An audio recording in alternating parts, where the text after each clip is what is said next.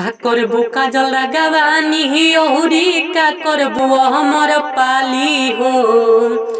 का करबू काजल रागवानी औरी का करबू हमर पाली हो। आ नया हीरोइन आइल बिया के साड़ी के टैटू वाली हो। आ नया हीरोइन आइल बिया के साड़ी के टैटू वाली हो। का करबू काजल रागवानी औरी का करबू हमर पाली हो। का करबू काजल रागवानी औरी का करबू हमर पाली हो। आ नया हीरोइन आइल बिया के साड़ी के टैटू वाली हो। आ नया हीरोइन आइल बिया के साड़ी के टैटू वाली हो।